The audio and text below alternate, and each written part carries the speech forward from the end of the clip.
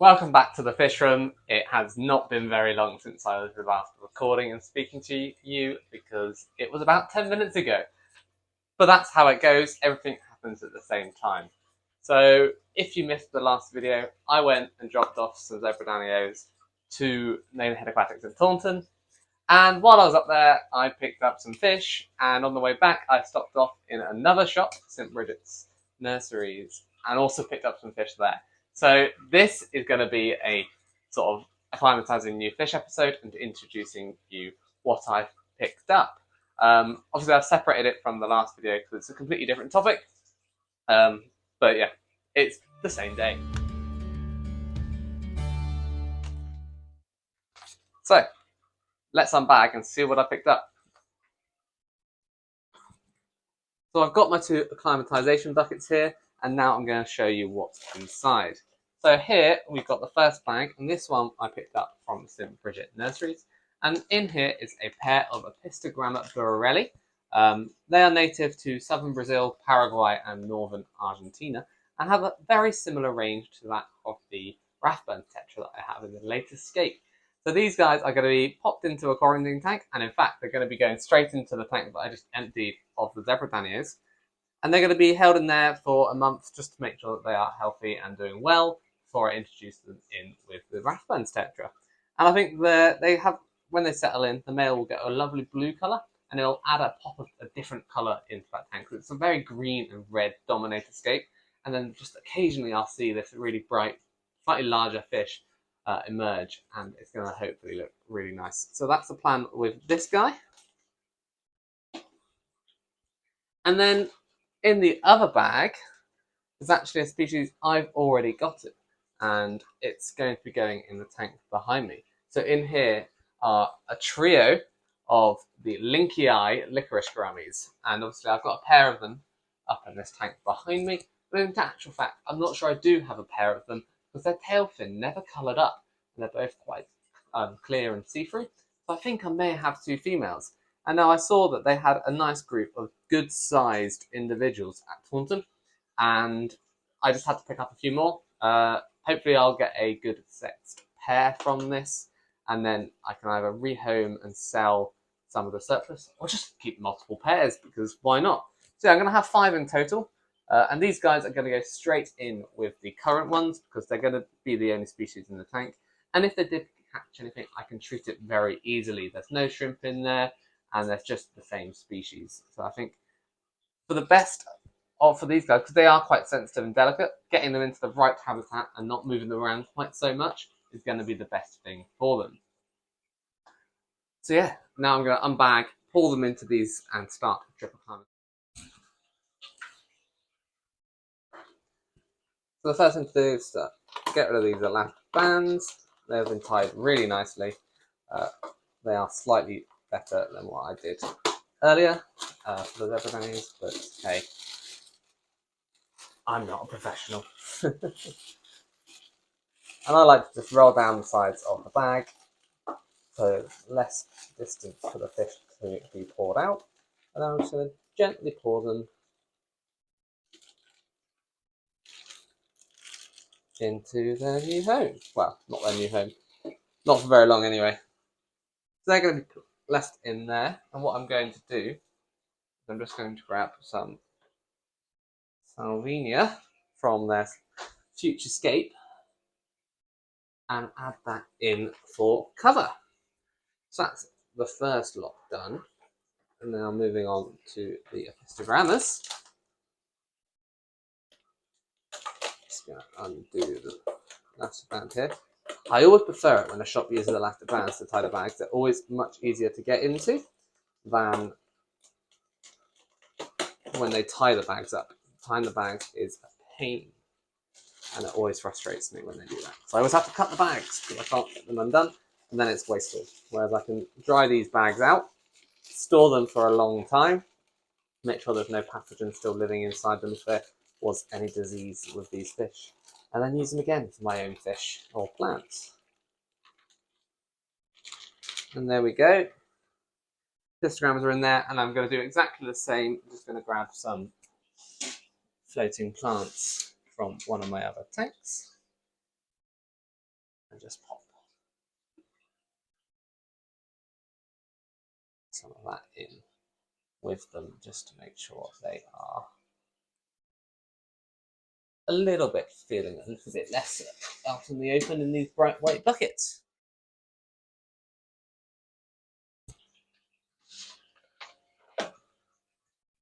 So actually, rather than drip acclimatizing these two, I'm going to be in here doing a lot of maintenance on some of the other tanks. So I thought actually it's going to be easier just to get a jug of water from each tank. So I've got this jug here for the Apistogramma tank, and I've got a jug up here for the Linkia tank, and every couple of minutes I'm just going to be pouring a very small amount of water into each one.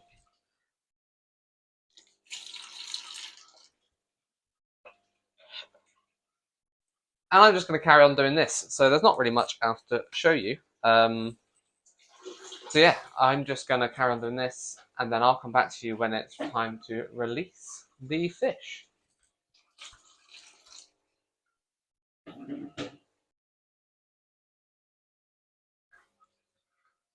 So just before I introduce the fish to their new tanks, this tank for the Apistogrammas is quite barren. It was perfect for rearing young zebra danios because they're very used to being in a tank and don't need too many hiding places.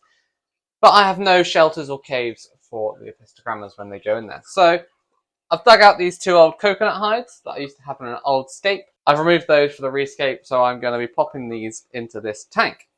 So hopefully they'll sink and I won't need to soak them or anything. And I'm just going to pop those two in here.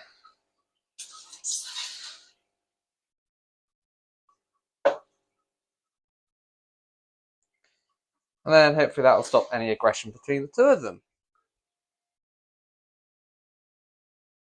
So all the fish are looking good. They've had quite a lot of water added to their buckets. So it's now time to add the fish across. I'm going to start with the Apistogrammas and get them into this tank, and then I'll move on to the Linkiais afterwards. So I am going to keep one light on in this tank while I add the fish, but I'm just going to turn off one side so they have a dark end of the tank for shelter if they want to. And now I'm just going to grab my net and transfer the fish across.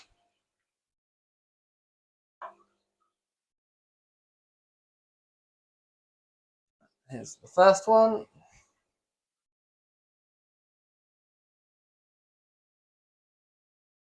As you can see, very washed out still. And there's the second one.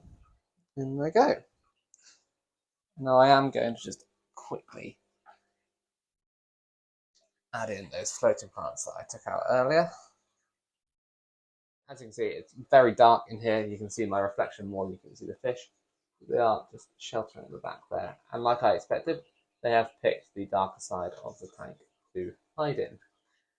Now I'm just going to leave those to it and I'll come back to them in about 5 minutes. In the meantime, I'm going to be adding the Linkia into this tank. I'm just going to slide the light back a little bit and we'll catch out the fish. There should be all three of them in one. 1, 2, and there's the third. Perfect. And again, floating plants can come with it. Now they're just going to go and hide. I've got no chance of seeing them for a few days, I don't think. So I will soon leave these fish alone to settle into their new homes. But I have one last job to do today before I leave them alone and then come back to get some cool footage of the fish for you to finish this video. And that is, I always like to do a preventative chemical medicine dose on my fish in quarantine. And now, as I told you, these licorice gouramis have gone in with 2 existing Linkia licorice gouramis into a botanical method aquarium. And now no one's quite sure what some of the medications can do to the microfauna in botanical method aquariums. So I'm not going to add anything to this tank unless I see a reason to do so. Because I think it could harm the ecosystem, and it is that very ecosystem that I'm hoping to really help these fish settle into life in my care. So these guys aren't going to get anything. But the Apistogramma borellii, now they're in the tank on their own, and they are going to be added in a month's time to the tank with the Rathbones tetra, which is connected to the same filter and same water as the neon and pencilfish tank above them at the moment. And now obviously that's a lot of fish to put at risk by adding a new fish that does potentially have some sort of disease. So I am going to treat these guys right now. And I've heard really good things about the NT Labs disease solve. Do a close up for you there.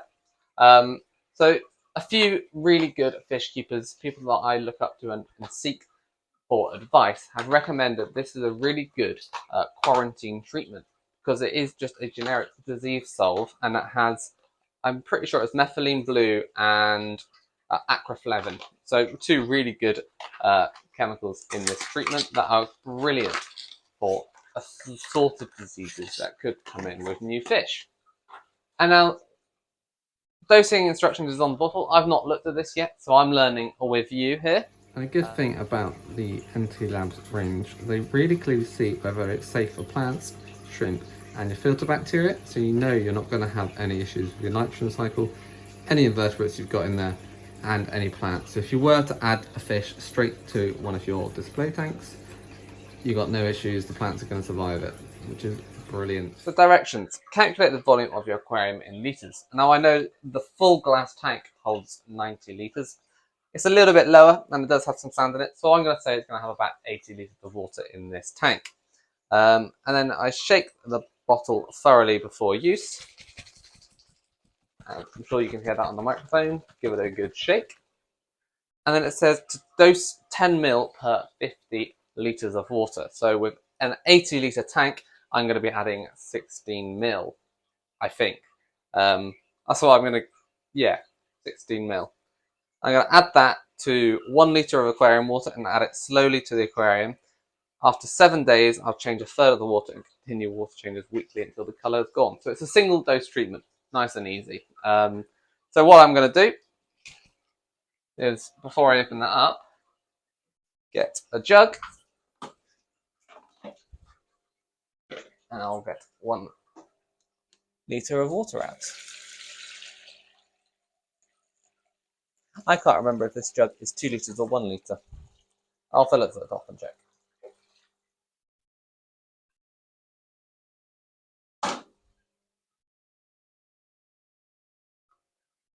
It's 2 litres. This and that.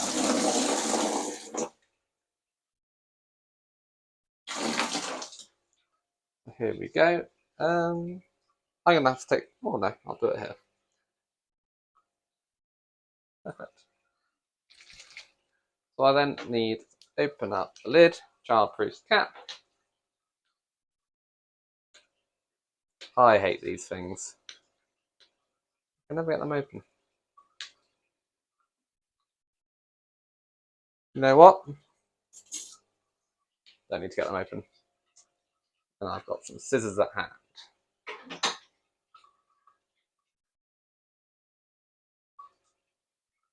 Ta-da! Right, so I need 16 ml.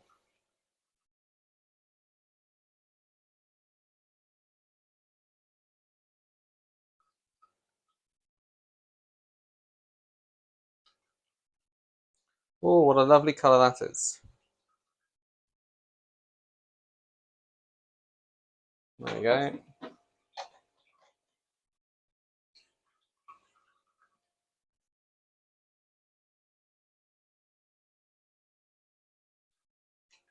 Slowly add that to the tank.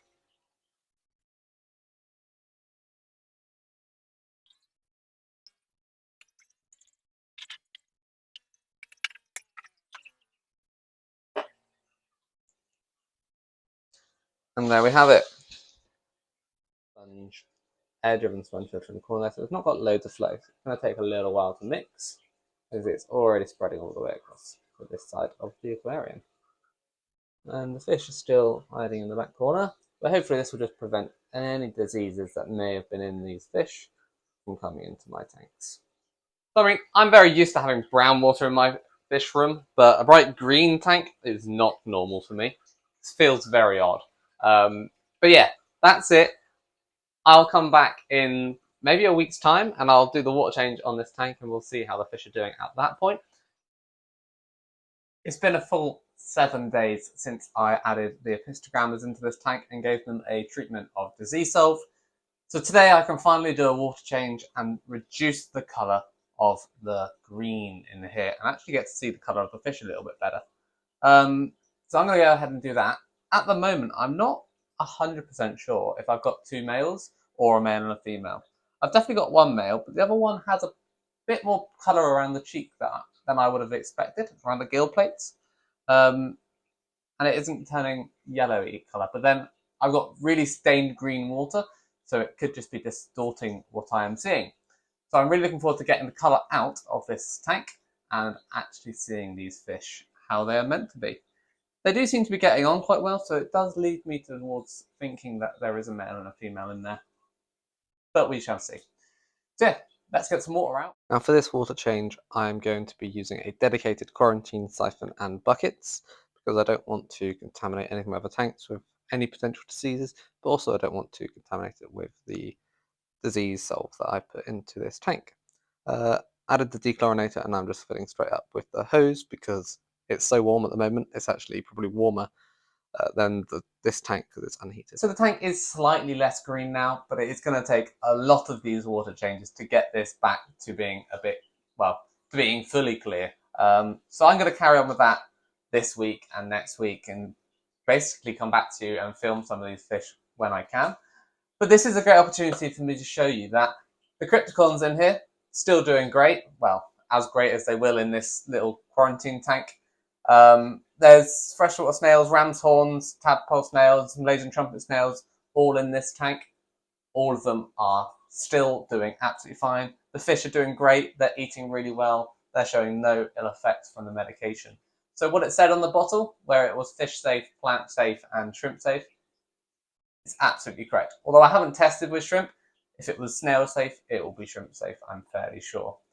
So yeah, it's all of that is correct. It's just whether these fish having disease and it's cured that or not. And I'm never going to know. But for me, I've done a preventative treatment. I'm happy. They're going to stay in here for a few more weeks before going into their forever home. And I'm really excited to show you all of them in a proper state. While I'm here today, though, I'm going to talk to you a little bit more about the Linkiagrammi. So let's move the camera so you can see them, and we'll carry on.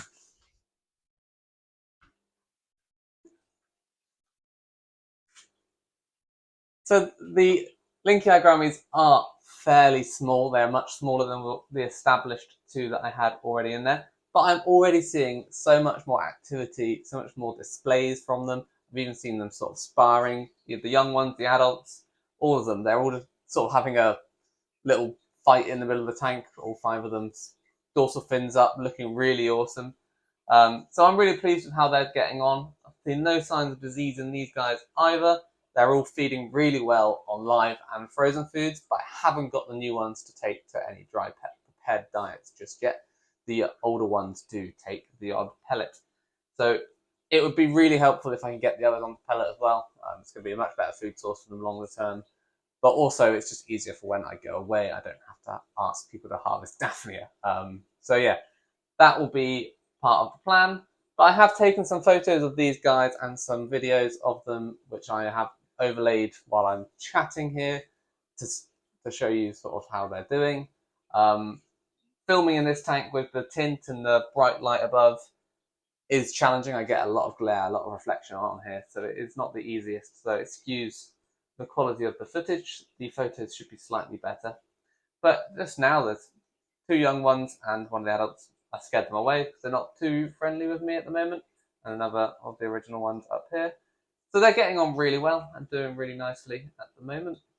And overall, I'm really happy with the tank. It has got a lot of algae and cyanobacteria growing in it, but it all adds to the natural feel and is feeding a microorganism, which is in turn feeding the fish. Because this tank was set up to provide that secondary food source for these individuals. Yeah, if you want to see more photos and more regular updates on these guys, I've spoken a lot about them in my channel already, so I'm probably not going to do too many videos of you updating their progress. But head over to the Instagram channel and I'll be posting photos, I'll be posting videos, reels and stuff to update the progress and if I ever see any spawning behaviour from them.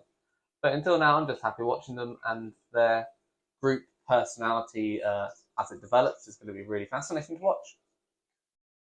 But yeah, that's all for today, I think. I will continue water changing the Apistogramma tank and add some other footage and talk a bit more about them later on, perhaps. But otherwise, ciao for now. So it's clear now that I have got 2 male Apistogrammas. So I'm going to go and catch one of them out, the less dominant, less colourful one, because that one's going to go back to the shop on the weekend and swap them out for a female, hopefully. But I am going to separate out because they do just keep fighting now. Don't know why they weren't doing it before. I guess they were still quite stressed, so they actually quite liked having each other's company. But very much now, I've done some water changes. It's clearing up nicely. I can very clearly see that it's 2 males. So yeah, going to move one across right now. Don't want to delay it and cause any more stress to the fish. And hopefully both of them will colour up really nicely when they're apart. And I can just take one back to the shop on Saturday and get a female. So I'm going to do that, and then we'll finish this video there. Yeah. Now I'm not going to film the picking up of the female and swapping them over at the shop, because it's basically going to be going through exactly the same process as I've just done for these two. It's a little frustrating, but these things happen. The fish lose all their colour when they get netted out of the tank, and you just got to deal with it. The good thing is I quarantine my fish, and I can catch them out really easily and take them back. It's not like I'm having to wreck a display trying to find that fish. So yeah, no harm done. It's all good. But I won't bother filming the rest of it because you've seen it all before. Instead, just look out for some awesome photos and some reels and shorts and stuff once they're settled into their permanent home. But other than that, thanks for watching, and I'll speak to you all soon. Really going to try and push to get some more content out in the coming months before something quite exciting happening in October. But all will be revealed later on. Okay, yeah, cheers.